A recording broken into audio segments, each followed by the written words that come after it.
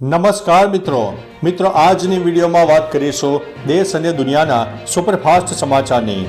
સૌપ્રથમ વાત કરીએ તો અયોધ્યા જવાના હોય તો જાણી લો આ સમાચાર। આગામી 22 જાન્યુઆરીએ દેશભરમાંથી મહેમાનો રામ મંદિરના સમારોહમાં ભાગ લેવા માટે જવાના છે।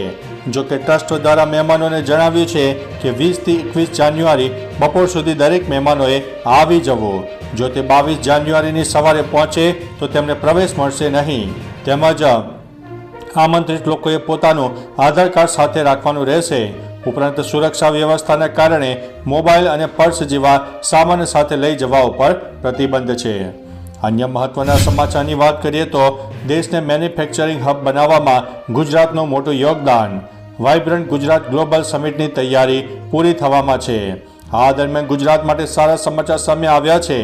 કોલિયસ ઇન્ડિયાએ દેશના મેન્યુફેક્ચરિંગ વિકાસ અંગે એક સ્ટડી જાહેર કર્યો છે, જે મુજબ વર્ષ 2025-26 સુધીમાં ઇન્ડિયન મેન્યુફેક્ચરિંગ માર્કેટ $1 ટ્રિલિયન અમેરિકી ડોલર સુધી પહોંચી શકે છે, જેમાં ગુજરાતનું યોગદાન સૌથી વધુ છે। 2023માં ગુજરાત મેન્યુફેક્ચરિંગ સેક્ટરમાં રોકાણ મેળવવામાં પ્રથમ ક્રમે રહ્યું છે। અન્ય મહત્વના સમાચારની વાત કરીએ તો અમદાવાદ શહેરમાં એક કોલેજના કાર્યક્રમમાં રાજ્યમંત્રી હર્ષ સંઘવી હાજર રહ્યા હતા। અહીં તેમણે વિદ્યાર્થીઓને સંબોધનમાં કહ્યું છે કે બધી ફેશન કરજો પણ ડ્રગ્સની ફેશન ન કરતા। સાથે સાયબર બુલિંગ મામલે કહ્યું છે કે આવા કિસ્સામાં ગભરાવું ન જોઈએ। તમે અમારી પાસે આવી શકો છો। યુવતીઓને થતી હેરાનગતિ પર તેમણે કહ્યું છે કે આવા કિસ્સામાં પરિવારે ખાસ કરીને માતાએ દીકરીઓનો સાથ આપવાની જરૂર છે।